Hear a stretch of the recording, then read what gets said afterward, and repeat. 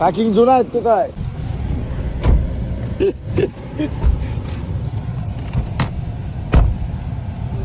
আচ্ছা ঠিক আছে।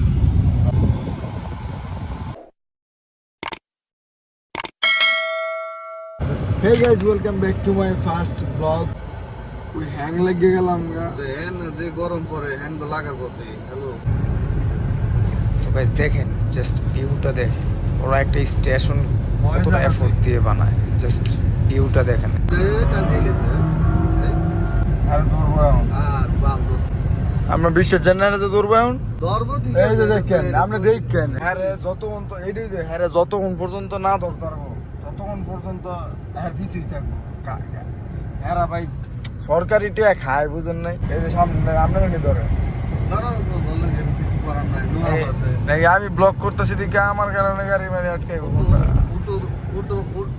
উটুর ইয়া মেন মালিক আছে, হাতে কাছে আমি মাসুল তো একটা জানার ভয় আছে, মায়া আছে। তুই মাসুল হচ্ছিস ঠিক আছে, তুই তো রুমে বয়ে গেছিস, তুই মাসুল। আর এত তো রাস্তাঘাটে চলে ঠিক আছে, আমি আর একটা মাস দেখতেছি, তারপর তোর কাগজপত্র করে দেবো। হেডার মাছ এটা মোহে মাছ। পুলিশ যদি দৌড়ে যদি ফিঙ্গারটা রাখে দেয়, তার বাইরের ক্ষমতা আছে আমার রাউন্ড। গাড়িটা তো আর নিতে হইব নাকি? গাড়ি তো ফলা যেত না। গাড়ি হাতের গাড়ি হাতে নিকে যদি আল্লাহ না করো, যদি একটা কিছু হয় আমার বা প্রশাসনে পুলিশে কিছু করে, তো ধরো মনে করো যে ইয়া করবো, এই আমার লই দেখো গাড়ি থাক হাতের ফোন করে কো তোর গাড়িতে লইয়া যা, কিছু করার আছে না। অথবা হয় না যে তোর গাড়ি লাইসেন্স নাই, লোক চালাইতেছি, হ্যার কোনো মোকালে পাইতো না, ধরিব নাই তো না। এটা তো আইব অবশ্যই। তুই ড্রাইভিং লাইসেন্স নাই, আকামা নাই, তো তুই কি করবি? তোর গাড়ির উপর তো জরিমানা আইব, এতে কত সমস্যা নাই আমার। আমি তো জানি না, এমনি এতে দিছি। ঠিক আছে, আর এমন আছে, এমনও কইতে পারে যে আমি এতে চিনি না, বা হাতে আইসি তুই একদিন ট্রায়াল দিতে আছে, এত কাগজ তো অস্ত্র দিলে করবো, এটি করবো। হিন্দি তো জরিমানা আমারও করবো, এরাও করবো। এটা সৌদি আরব। আর আপনার কি এই সময়টা দিত না যে তুই এই গাড়ি চালাইতেছিস বা কার গাড়ি চালাইতেছিস, ফোন দে কেডাই তোর মালিক কি আছে, এই সময়টা দিতে পারে যদি ভালো প্রশাসন হয়, অবশ্যই দিব। আর যদি যেগুলা খারাপ হয় এগুলা ভুলও দিত না। এগুলা ডাইরেক্ট গাড়ির ভিতরে ফিঙ্গারের মেশিন থাকে, বাইর করে ফিঙ্গারটা রাখে গাড়ির ভিতরে উড়ে পালা রাখবো, উড়ে লই দেখবো, গাড়ি অ্যাকসেপ্ট করে দিয়ে দিব যে তোর গাড়ি তুই লইয়া যাও অমুক জায়গায়, লোকেশন সুদ্ধা দিয়ে দিব, নিয়ে দিব 1400 টাকা। 1400 কিন্তু 10 দিন ইচ্ছা মতন ফোন মাইরে আর 10 দিন 15 দিন, আবার 3 মাসও লাগতে পারে। কোন জায়গা আহ্বাতি যা বিদেশ নাই বা মানুষের বিদেশ বলে ঘুম হয় না। আমার অবার হইতেছে, দিনে 16 ঘন্টা ঘুমাই, 4 ঘন্টা রান্না পারি, বাকি 4 ঘন্টা কাজ করি। বিদেশ সবচেয়ে সুখ বিদেশে, খালি লাগা বিদেশ। এর মধ্যে আবার এসিসি পরীক্ষা গেছে 2 দিন আগে, কেন বেশ অর্ধেক মানুষ তো ফেল করছে, তাই না?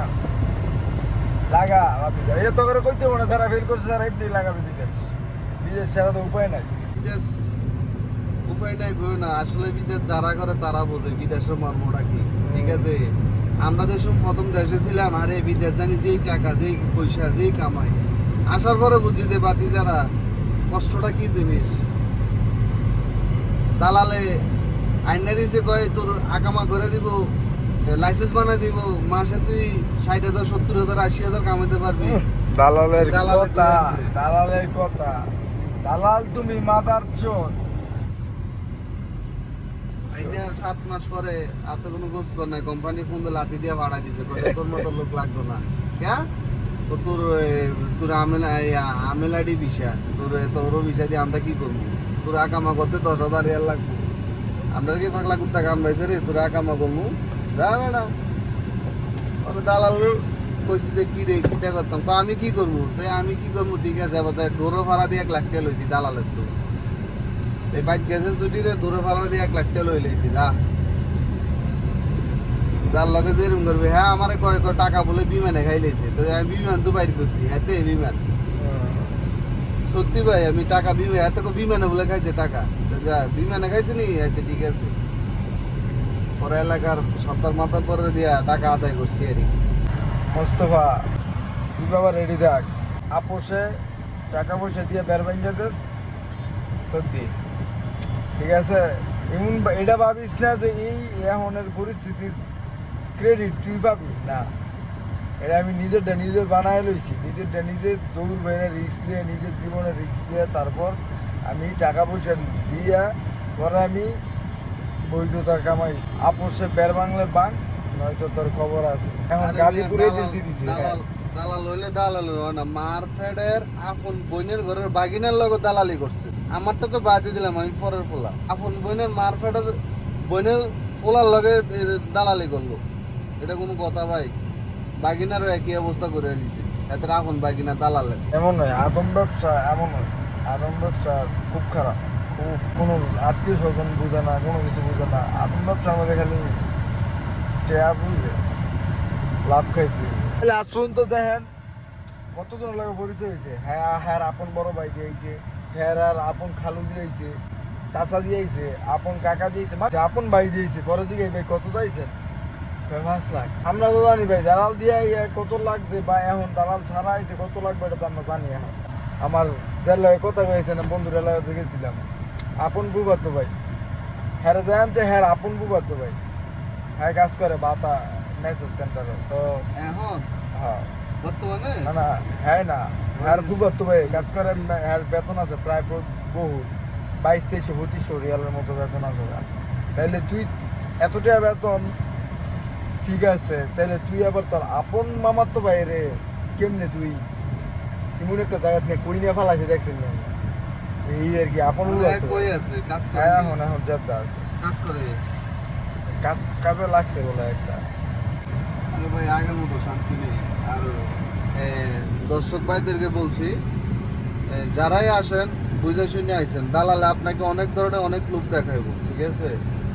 আপনারা এগুলার পায়ে পাড়া দিবেন না, ফাঁদে পাড়া দিবেন না। ফাঁদে পাড়া দিন তো জীবনে মরছেন। আমার কথা হলো আপনার আত্মীয় স্বজন যেই হোক, কাছের বন্ধু হোক, দরকার পড়ছেন দুঃসম্পর্কের লোক হোক, এরপর আপনারা জিজ্ঞেস করে আসবেন, ঠিক আছে? ভিসা ক বছরে দিব, ভিসা 3 মাসে দিব, ঠিক আছে? আকামা ক বছরে দিব, খানা কার, থাকা কার, বেতন কার, সবগুলি সিস্টেম বুঝিয়ে তারপর আসবেন। আর যার সাথেই আপনি, যে দালালের সাথে আপনি কন্ট্যাক্ট করেন না কেন, ওর সাথে ওর স্ট্যাম্প নেবেন, স্ট্যাম্পে সাইন নেবেন, তারপর যে ওর থেকে ব্ল্যাঙ্ক চেক নেবেন। কারণ এগুলা লাগবো লাজিম, যে যদি বিদেশ আসেন এগুলো লাগবে। পরে যদি দালালে যদি টাকা না দেয়, আপনি ওরা আট করাবেন কীভাবে? এই জন্য এগুলো লাগবো, বুঝছেন? আপনারা বুঝে শুনে আসবেন। প্রবাস, এটা হলো প্রবাস। এখন অনেক আমি কথা ঠিক আছে, আমি মানলাম আপনার সব কিছু ঠিকঠাক মতো করছে, কিন্তু অনেকে তো শালা তো ঠিকই ঘুরে গেছে বিদেশ। ভাই ভাই টাকা মাই বিদেশ আন করে না করে বিদেশ যাওয়ার ভাই লাগে। ভাই পুরো রোজি ঠিক আছে ভাই, এই যে আজকে যে অবস্থানটা আছে না, এটার কোনো দালালের কোনো একটু হাত নাই। আমার অবস্থান আমি আনাইছি, আমার মানে বিভিন্ন ভাইয়ের বন্ধুর মাধ্যমে, বিভিন্ন লিঙ্কের মাধ্যমে আমি এখানে আসছি। মানে এক জায়গায় করছি 7 মাস, এক জায়গায় করছি 11 মাস। এটা এই জায়গায় করতে আসছি, করে দাও এই 2 মাস চলতে আছে, বুঝছেন? আর ও লিঙ্কের মাধ্যমে আইছি। সেম আমার অবস্থা সেম। আমি এমন এক জায়গা 3 মাস, এক জায়গা 4 মাস, মক্কা 6 মাস, মানে এমনি এমনি কোনো পার্মানেন্টলি কোনো জব পাই নাই। জাস্ট 3 মাস 2 মাস, 3 মাস 2 মাস, আবার 2 মাস রুমে বসে থাকো, কাজ নাই কাম নাই, তবে এমনি কয়দিন চলা যায়।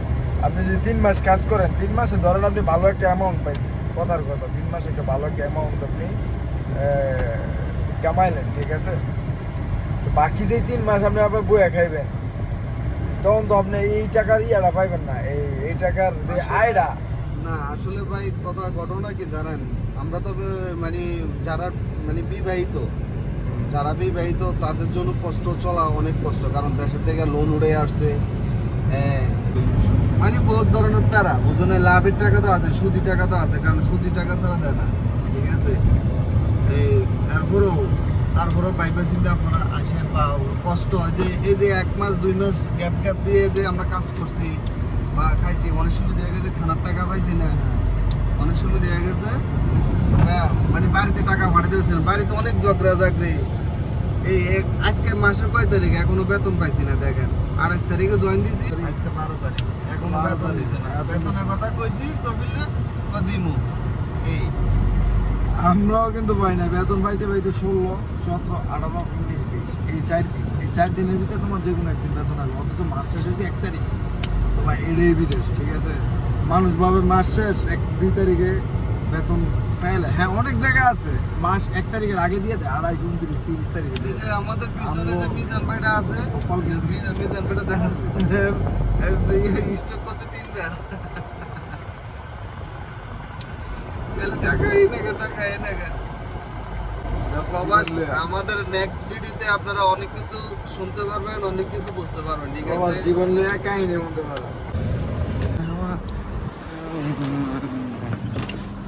How are you? Fine. Fine. তো বাই গাইস, টাটা, দেখা হবে নেক্সট ব্লগে।